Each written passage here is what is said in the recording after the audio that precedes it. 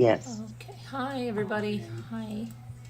So, I want to go over what we know about the suspect up to now. Now, he got a public defender, and his public defender said that he is going to not waste any time getting back to Idaho, wants to exonerate himself. He's eager to do that, looking forward to it.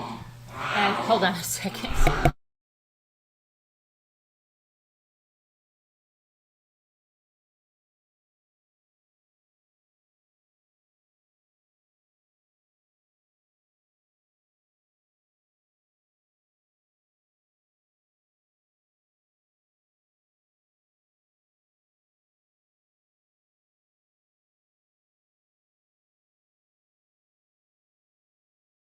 Okay, so let's get, sorry about that. Now we're gonna go and so his attorney. So let me find exactly the exact quote from his attorney. But he's going to go back to Idaho. Now there's some other stuff we found out too. Like his father, I believe, flew out there and then drove back with him on December 17th in that Elantra all the way back to Pennsylvania,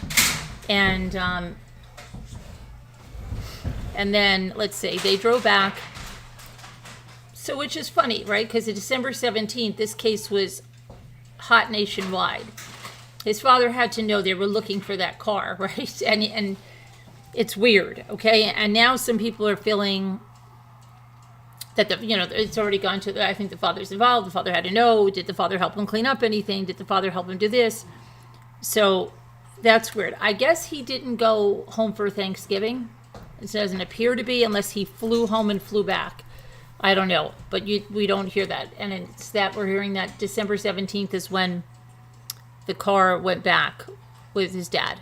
He drove back. People are asking, why did his dad have to drive out, fly out there? But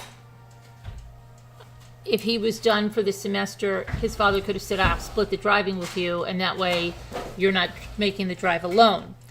There's been a lot of stuff that's come out where even like Court TV is putting up stupidity that, oh, look at this social media account. It's following Kaylee and Madison. And it's not. It's fake. They were the ones that were made yesterday. So it's really silly for these trial experts to be, entertaining this stuff and putting it out there because there's so much of it out there. Some of that stuff that's out there that's got to be vetted is there's some kind of a home improvement. I don't think it was a subreddit. I think it was another kind of message board about it. And they have someone they claim is the father saying that I won't be on for a while or something. I have to take my son out. He's a criminal justice. He's getting his doctorate in criminal justice or criminology. I'm trying to paraphrase. And I'll be crying. So they make it sound like the father's like unbelievably attached to the son, and he's going to be crying when he goes back, and so much so that he can't go on these forums that he's normally on, which doesn't really make much sense because once he comes back from that, he'll have even more time if his son isn't there, right? So I'm not believing that. I'm just telling you, grain of salt on this stuff. We've got to vet it. But this is some of the stuff that's coming forward. The mother is a paraprofessional, 62 years old, out of school there. They seem to live in this community for some time. He attended the schools there. His sisters, both of them, are in healthcare.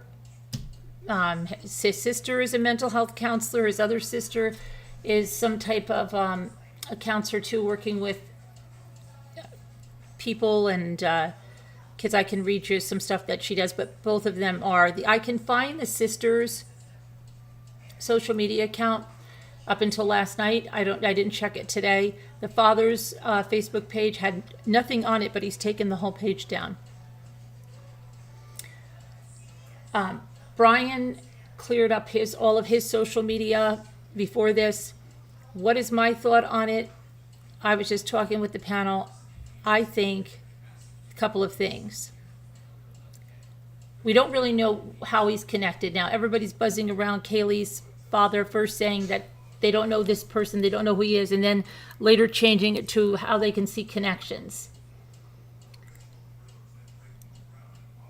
So what are those connections? But he was fascinated, it seems, with the whole criminal justice system.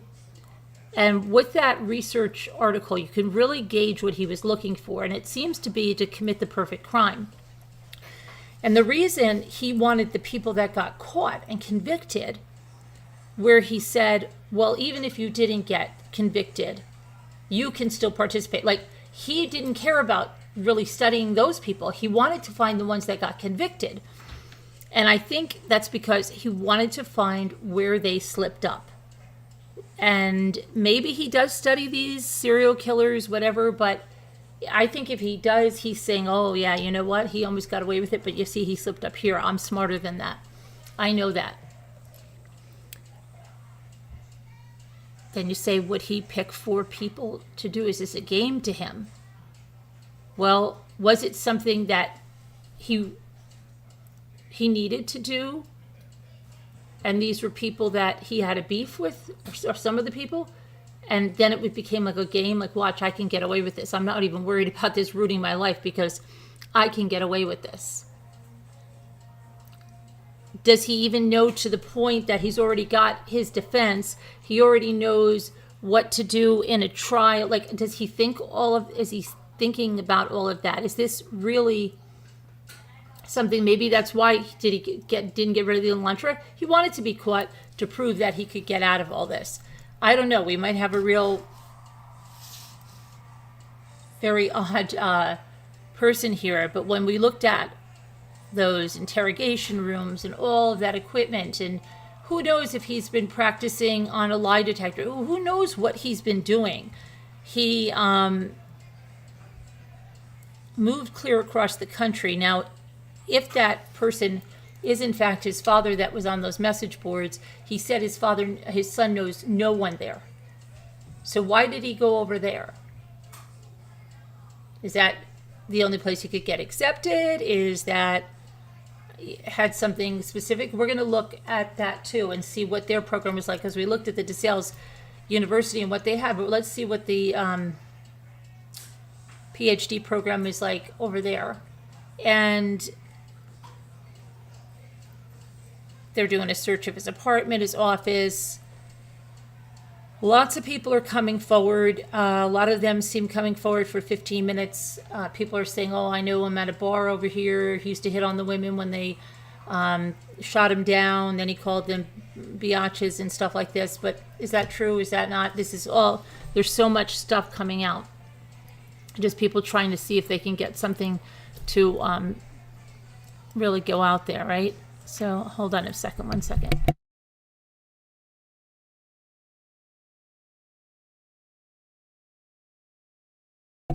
Okay, so let me go. I just want to go on something here. So he grew up in Albertsville, PA, which is in the Pocono Mountains. They lived in a gated community. There is a lake there at this gated community. And he went to the schools there. He was bigger in high school. Now they're coming out and they're saying, well, he's a heroin addict. Do we know that just because he lost a lot of weight? We don't know that. So we can't say that. We don't know he's a heroin addict. We don't know that. And let me see here. Was he ever and recovered? Could be, but we don't know that. We don't know that. So let me see here. So I'm going to go over here for a second. He's the youngest of the 3 kids. His sisters are in their 30s. I just want to see here if we've got anything here.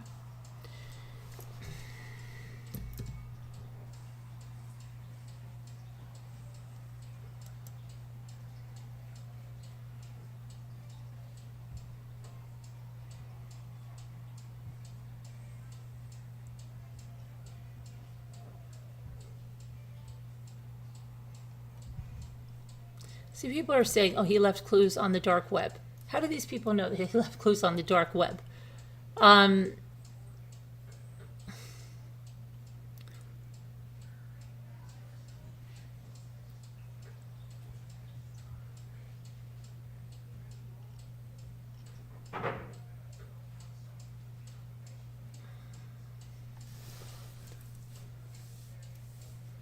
Some of these people,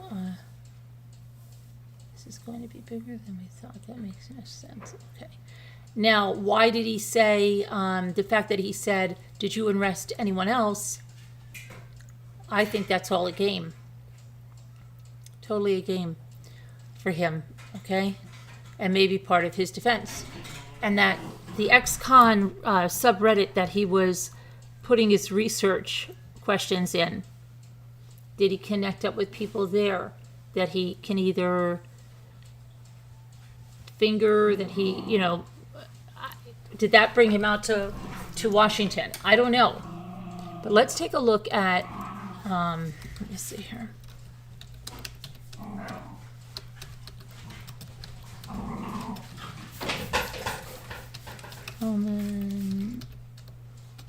Okay.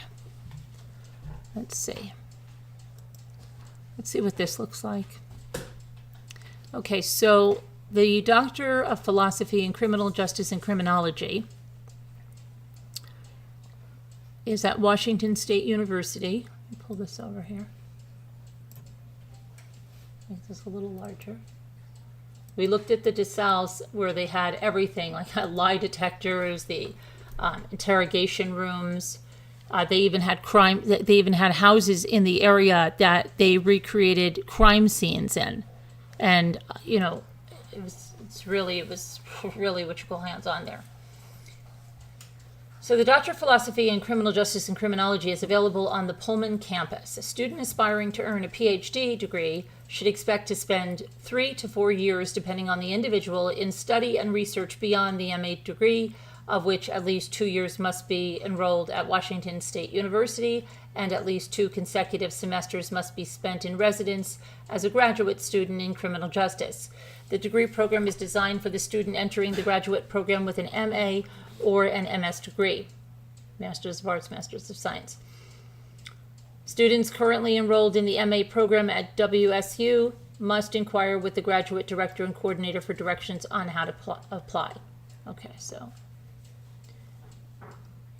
in addition to the course requirements, each student in the PhD program is required to have formal teaching and or research experience in an institution of higher learning before receiving the PhD degree. Serving as a teaching assistant in the Department of Criminal Justice and Criminology satisfies this teaching requirement, which is why he was doing that.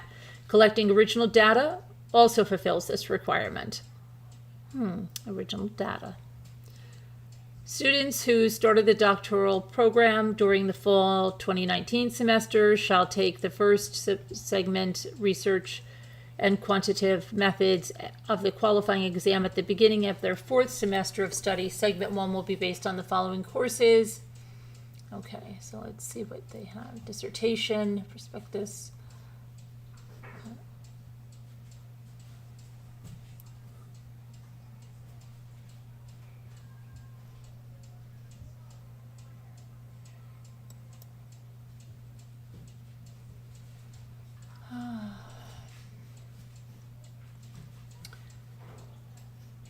With a focus on applied problem-solving research, the Institute aims to improve criminal justice efficiency and effectiveness throughout the identification, assessment, and evaluation of promising and evidence-based interventions and practices.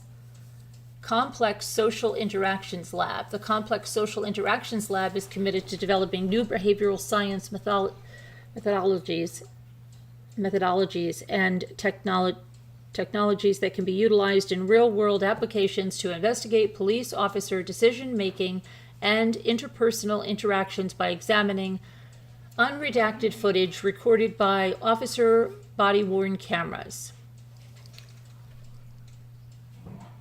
Okay, Division of Governmental Studies, Public Policy, but I'm trying to look for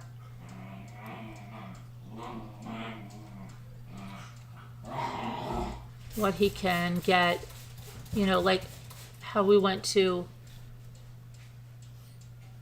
And if you missed it, I'll show you the details.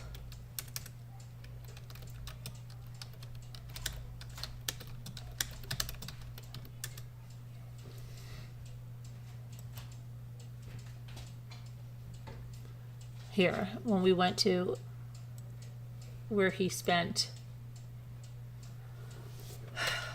where he completed his undergraduate and his master's degree. And this almost looks like him over there in this video. You can go into their website and look at their videos. And they have this digital lab, and they have all kinds of, they have a crime scene house.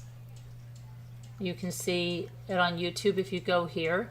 And in a sleepy stone house on a quiet rural street just south of the campus, DeSalle's criminal justice students are about to walk into a murder scene or a terrorist threat or a national disaster. It's meticulously detailed simulations. Students put their classroom knowledge to the ultimate test as they collect evidence, conduct criminal investigations, and interview suspects, all while learning to utilize the tools used by today's law enforcement professionals. So there's everything there. If you look at these videos, you will see, you know, all of the resources they have. And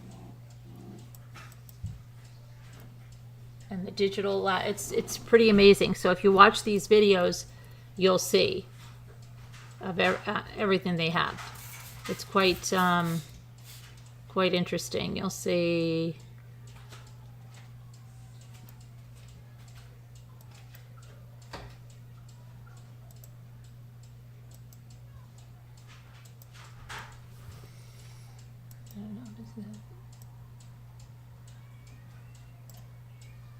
All of the stuff. They have an interrogation room with the one-way glass. They can do mock interrogations here like this.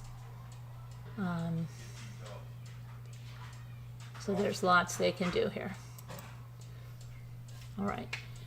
And I think just perhaps maybe he was, he was, Jimmy, maybe he was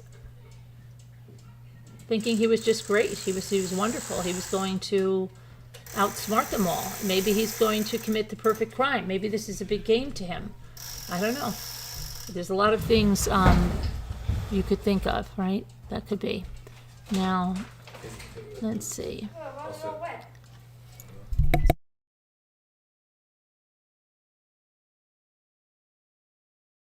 Okay, so let's see. I'm gonna go. Let me go to the chat for a minute and see where are you guys? Because I don't even know where you guys are. Oh my goodness! Hold on a second. I can't even see. Okay.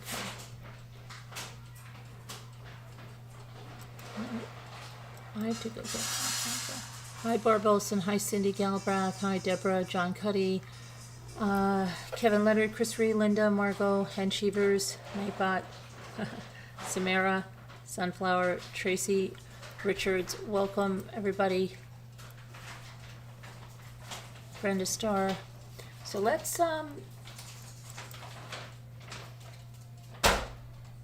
what's Kevin say? He remains silent. What, Chris Ree? What is Kevin saying? It's hearsay. What was said, he had a pep in his step.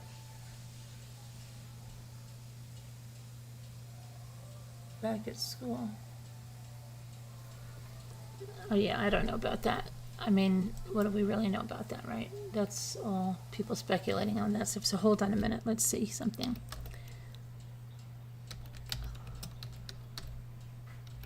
I want to get about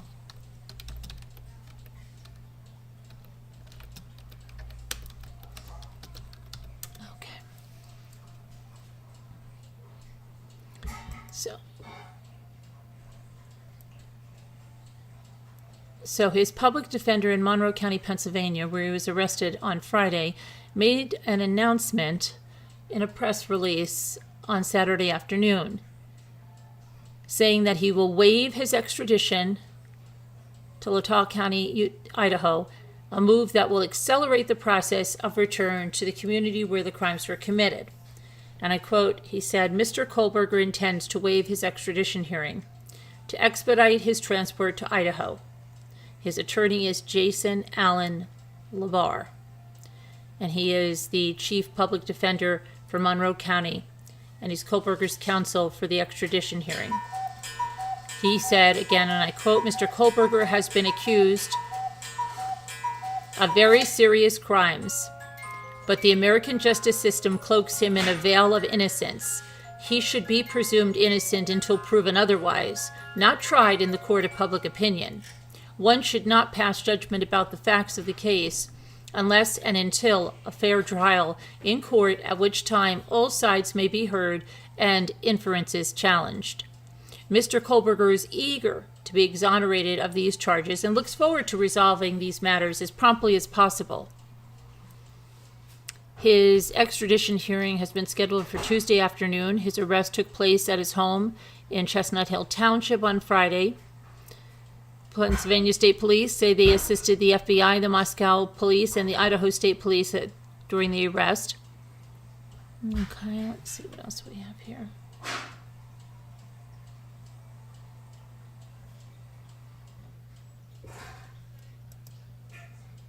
Over here. Just moments from now, police in Moscow, Idaho, will hold a news conference where they are expected to announce an arrest in the murders of 4 Idaho college. Oh my gosh, what is playing? Okay, sorry. Okay. Oh, let's see. I'm trying to get some stuff from that's being said over here.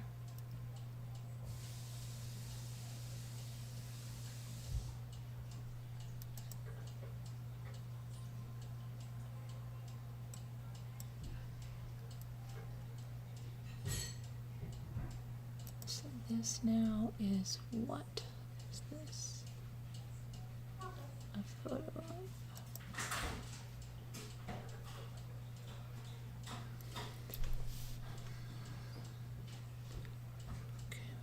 That so Kohberger is being held without bond in Pennsylvania and will be held without bond in Idaho once he's returned. The Idaho prosecutor Bill Thompson said the affidavit for 4 charges of first-degree murder in Idaho will remain sealed until he is returned.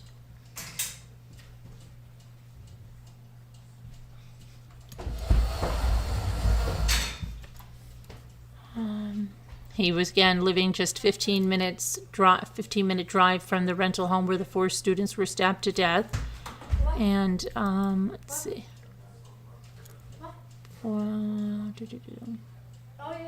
Investigators had only been focused on Kohberger as their suspect the last few days, and the genetic genealogy work on DNA left at the crime scene of the crime was instrumental in leading them to Kohberger. Police officials said that during the Friday press conference, the Idaho state law prevents them from disclosing further details on what led them to Kohberger until he is extradited and appears in the Idaho court.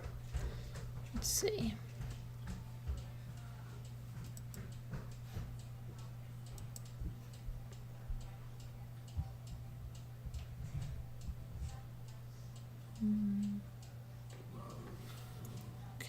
Trying to get what his father again seems to be an HVAC guy. Might have had his own businesses. He has an email that's like to do with that. Now his mother, if you remember, we did it yesterday. She wrote a letter to the editor, and then included that a poem that her daughter Melissa wrote, who's a mental health counselor in New Jersey. His other sister is in Pennsylvania. But that she wrote about how these lives were silenced and now they're in the ground, and about the children that were killed and the other people that were killed at Uvalde. And the mother saying, put the children before the guns. And there is something floating around where saying that she was talking about the death penalty for Ted Bundy and how that was wrong. And there's some political, another letter that I saw that was written by her for the Pocono papers, the two that I saw there. But I went over those extensively in my last two videos, so if you missed them, you could check it out. Let me see here.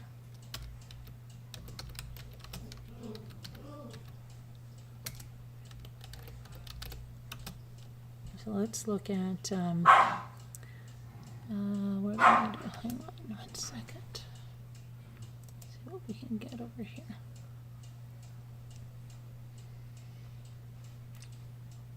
I was going to... He asked police, right? I told you that if anyone else was arrested, when he was arrested and he had a stare, I know what I was going to do. Okay.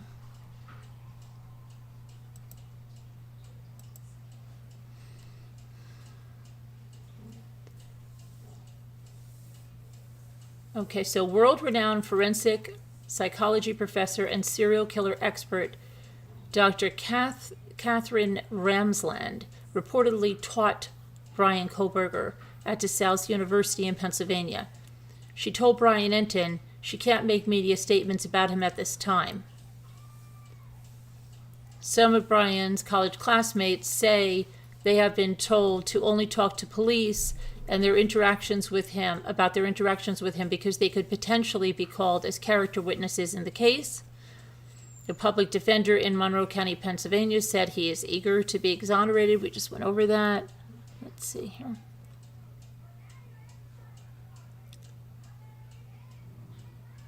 Brian Enton did go into that gated community and knock on the parents' door, which they were not too happy of, and a man believed to be his father said, to get off my property.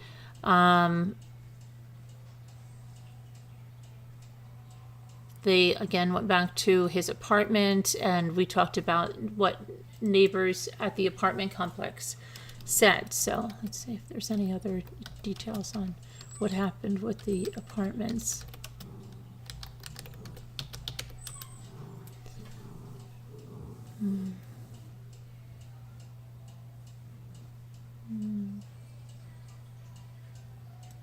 He kept a low profile while living there. Justin Williams, a 34-year-old employee at WSU who lives in an adjacent building to Kohberger, said that he rarely saw him. He said, I'd see him go check his mail, that was it. Other than that, I've only seen him like twice this entire time. I've lived here since July of 2021. And he noted that there was nothing unusual in Kohberger's behavior. He lived at the Steptoe Village, and let's go take a look at that building, because I was looking at that apartment complex. It is a on-campus apartment building for graduate students and above their families. This here, yeah. Let's go over here. Housing and residence life.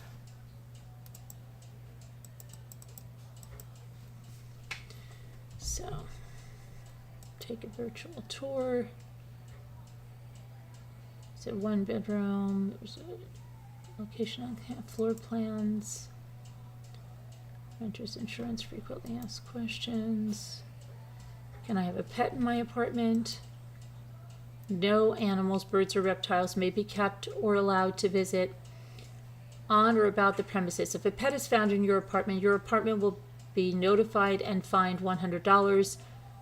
A second infraction will result in eviction. Pets are only allowed to stay in the Yakima Village 1, 2, and 3 bedroom units upon submitting the proper paperwork and paying the appropriate fees. For more information about a pet policy, please click here. Can I have an emotional support animal? Yes, all residents may have an emotional support animal in any on-campus apartment as long as they are approved at the Access Center. Okay. So nothing else really of note.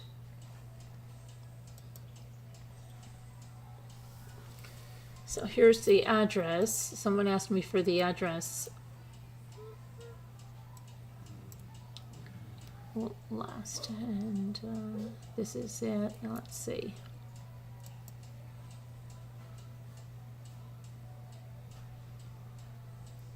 So far, like, everything is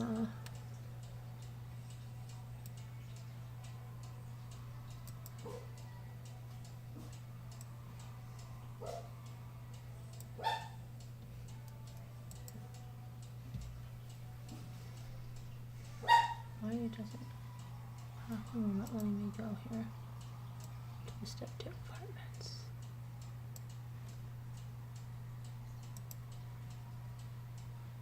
Okay, here we go. So they haven't blocked us off from this yet.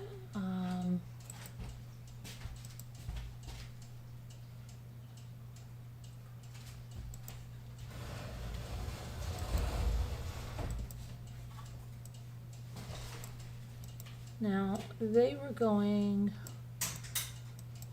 or maybe they have, are they letting us, we're not allowed to walk around here. February of 2021. These are just photos. These are just photos they're letting us have. They're not going to let us ride around in here. Okay.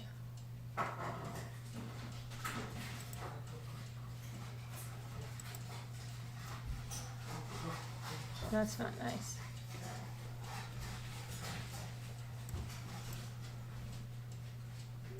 So they're here, step 2 apartments.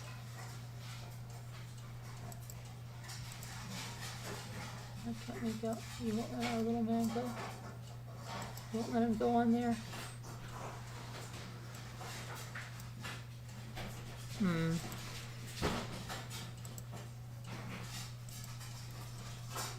Okay, so they won't let us do that.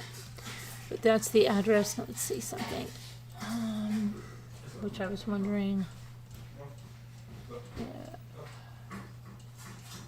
Let me see here.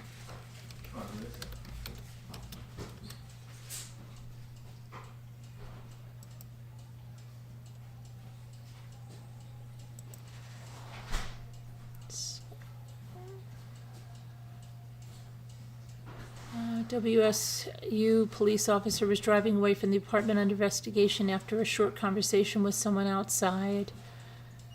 Now federal and local authorities are searching what is believed to be Kohberger's apartment. In Pullman, law enforcement is also searching his office on campus. And somebody said, why would he have an office on campus? Well, if he is a teaching assistant, that would explain that, right? Okay. Let's see.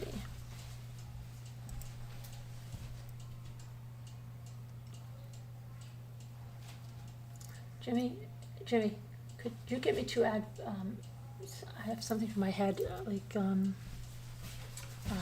no, not, yeah. Okay, so let's see. Okay, now the stuff about him being a security guard, we saw that in some board meeting notes, so now it is being reported that he was a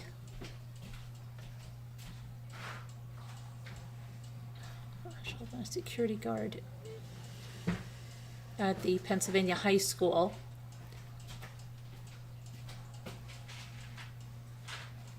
For some reason, this is a security guard. What now? Security guard. Oh. Here.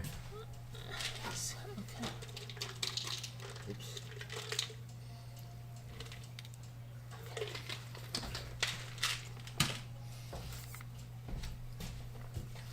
And I think he left without pay or something. Let me see.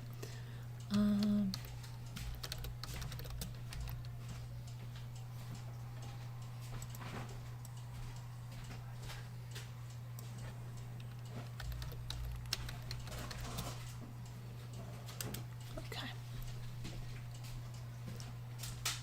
All right, so let's see.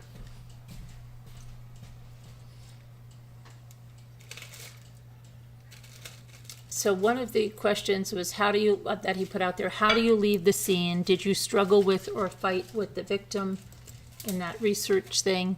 Those are the two of the questions that he put forth with that DeSales University research project that he said. He was a 2012 graduate of Jim Thorpe Area High School. Previously worked as a security guard at nearby Pleasant Valley High School in Brodersville. Kohberger appeared to have a special interest in criminology and criminals. While at DeSales University, he uploaded a survey to that ex-con subreddit account asking criminals to anonymously share their thoughts. And we looked over those questions yesterday again. Let's see. There is...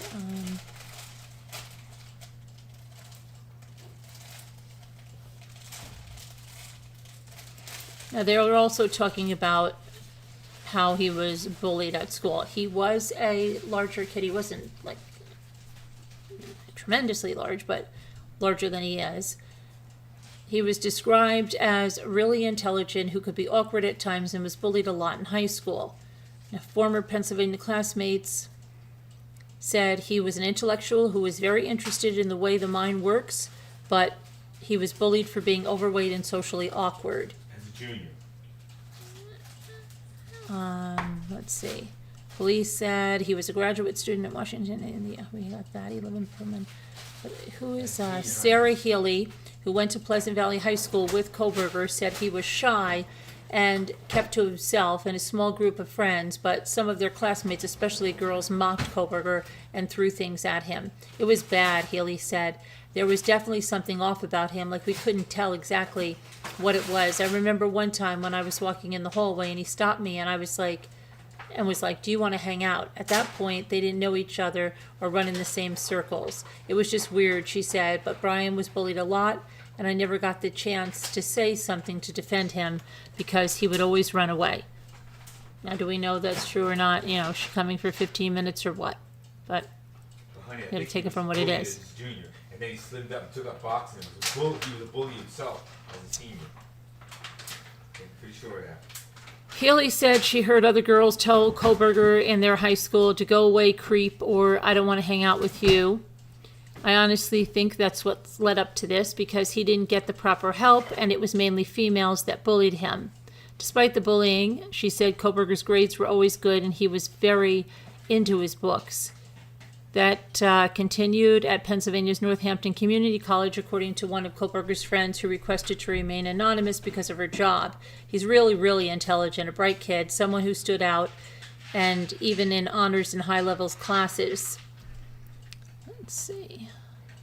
Healy and Kohberger's NCC friend both used the word shock to describe their reactions when they heard about law enforcement's early Friday morning raid on his parents' Albertsville, Pennsylvania home and his subsequent arrest.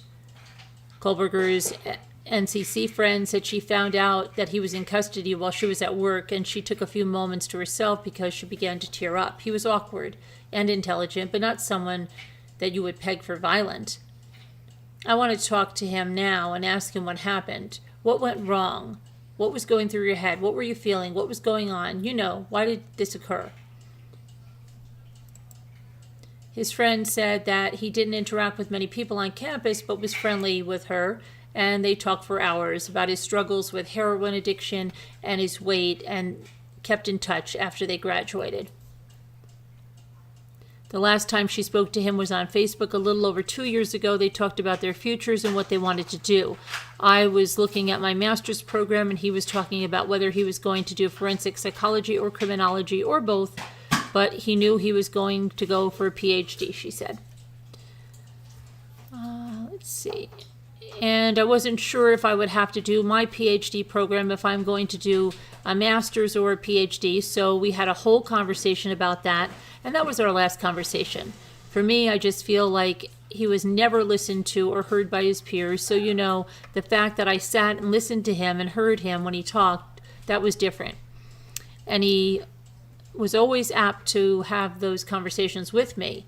And our conversations, whether they were in the hallways at school or on Messenger, they would last, an hour or 2 hours. She got to know and understand him during their talks and classes where she would always translate for him. She explained that he was genuinely curious and believed that he lived a sheltered life, so he asked questions or said things to other people that she construed as being offensive. It wasn't meant to be offensive, she said. It was like a childlike curiosity from an adult who you would think would know better than to ask a question, but it was such a genuine curiosity, and that's why I thought he was so sheltered that he had no idea about these things, and I really just didn't think he knew better. Those comments were echoed by a classmate at Washington State's Criminology and Criminal Justice graduate program. I had honestly just pegged him as being super awkward, Ben Roberts told the Tribune Democrat. Roberts said he took several courses with Kohberger, who sought to be seen as intellectual and was always looking for a way to fit in. One thing he would always do, almost without fail, was find the most complicated way to explain something. He had to make sure you knew that he knew it.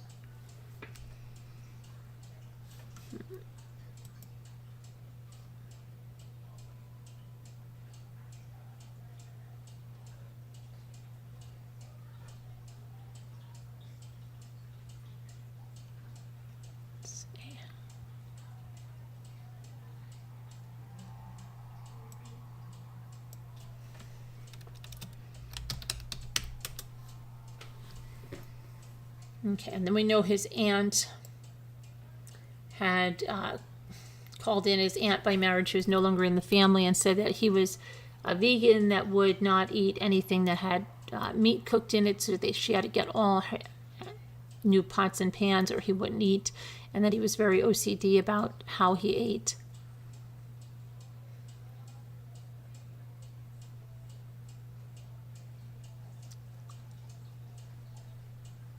To get over here. This is his house in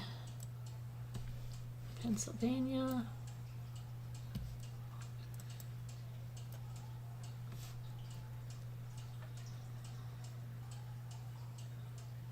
A relative, that was the aunt, told the New York Post that he is OCD about his eating habits and forced his family to buy new pots that had never been used to cook meat. It was above and beyond vegan. His aunt and uncle had to buy new pots and pans because he would not eat from anything that had ever cooked meat.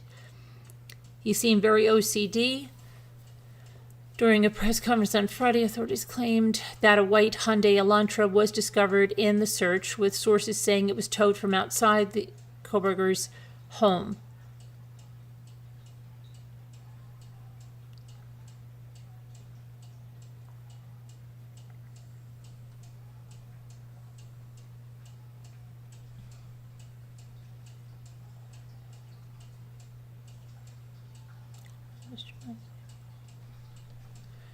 Got anything there? Peridot left you a message, Carolyn, in a super chat. Oh, okay, thanks. I'll check it out, Missy. You're welcome. Let's see. Happy New Year, Carolyn and friends. Oh, thank you so much, Peridot. That's very sweet. Happy New Year to you. It's your first New Year as a newlywed, right? Enjoy it. Thank you so much. Okay, so let's go over here. I'm just going to be on, what I'm going to do is, I think, I'm going to be on for like 10 more minutes, and then I'm going to go and watch the ball fall and stuff and do the Happy New Year stuff with the family, and then I'll come back and we can open up the panel for the call-ins, okay? So that's what I'll do. So I'll set that up, or when I come back, I'll probably set it up then, since it's almost 11:30, and I said 11:30 I'll get off from here. But let's see what else we have before we go. So get your questions ready, and or any information you want to share that you've found out. Here's people taking stuff out of his apartment. They look like they've got a lot of evidence taken out, right? State police forensic units leave with bags of evidence from the dorm room at Washington State University where Kohberger lived. Let's see.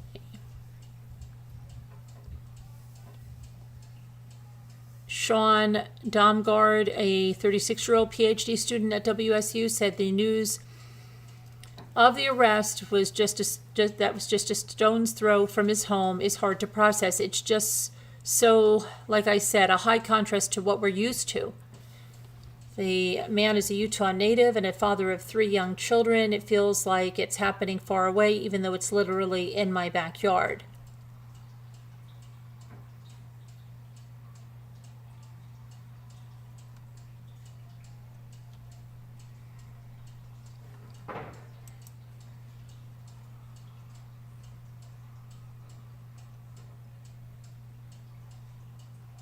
See.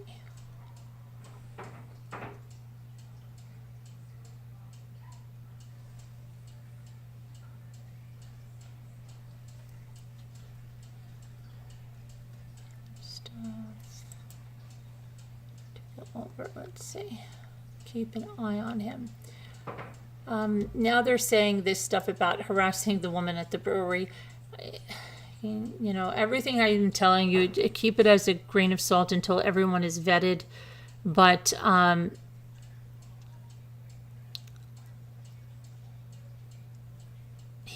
they say several months ago that he visited Seven Sirens Brewing Company several times, harassing the women who work there, said owner Jordan Cyrilnek, who's 34. And that's a Pennsylvania brewery near his hometown. This owner is saying that he usually sat at the bar alone, and he would ask women, staff, or customers who they were at the brewery and where they lived.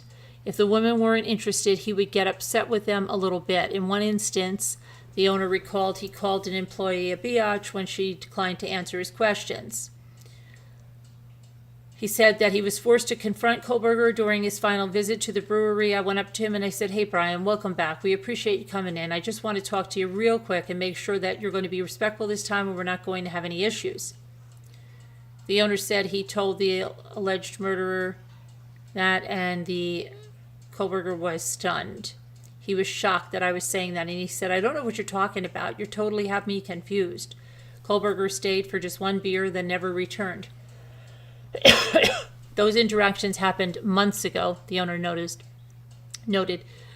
At the time, Kohberger likely was a student at the nearby DeSales University, where he graduated in 2022. Shocked former classmates remembered the accused killer as being an intelligent student in high school, but was bullied and could in turn be a bully to others himself. They said he struggled with heroin addiction and weight loss.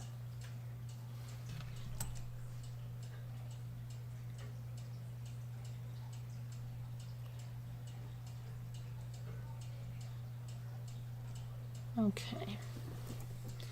Here's the owner of that brewery.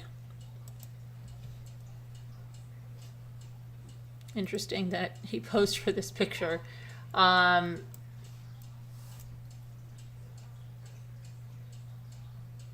know, is it true? Is it 15 minutes? You have to balance it off.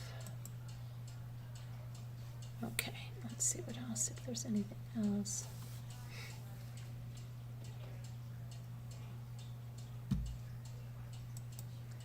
Now everybody's talking about this link that Kaylee's father is talking about, because he first said that, you know, they didn't recognize this guy at all. And then he said they're seeing where there could be a link. So everybody's really wondering about what he means about that. You know, what is it? What's the link? Let me see here.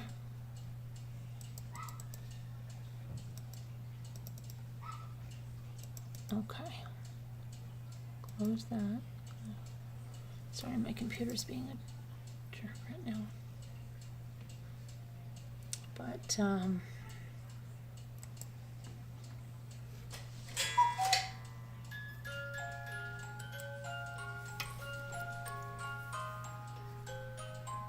now the chief of police in Idaho is asking for, the word to be spread out there about this and as much information about this man they would like, whether you think it's insignificant or not, to please bring it forward.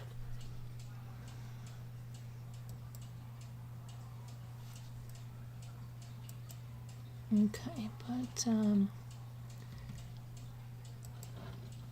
my computer is really driving me crazy right now.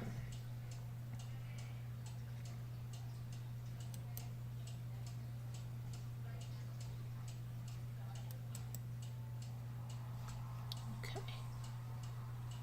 I want to get back to the chat. It's not the chat. But I will come on after and we can talk. Would you say 2023 is you've got it already? I don't, and I have some. Oh my gosh, there goes that thing again. Can I kick it? Can I kick it? This is my maker's moment. Oh my gosh. What the freak? Get off of here. That's really the question, isn't it? Is we're trying to answer who Bryan. This is nuts.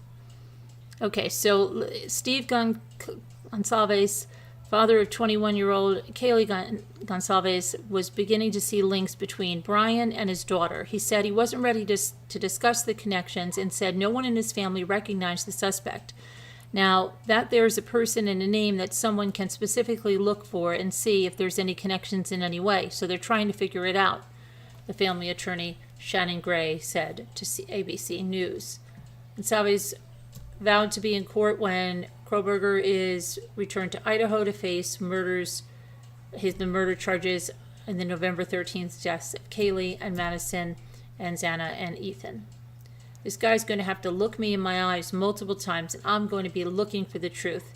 That's really what I'm going to be looking for, said Steve Gonsalves. So we'll see about that, but I'm going to stop this and then I'll be back because we've got hi Shelley Jo, our little New Year stuff. So we're gonna do that and have another bottle of sparkling cider. We already had a really nice dinner with Jimmy cooked these delicious steaks and baked potatoes and vegetables, and we got lots of desserts around and lots of candy and lots of all of that. So we're gonna go do this, and I'll be back shortly, probably maybe 12:30 or so, maybe earlier, I don't know, it depends. All right, but I'll see you then. So yeah, bring your questions, come on panel, we can talk about it and anything else that's going around. Hi Tracy. All right, I'll see you guys in a little bit. All right, love you guys. Bye. End this. And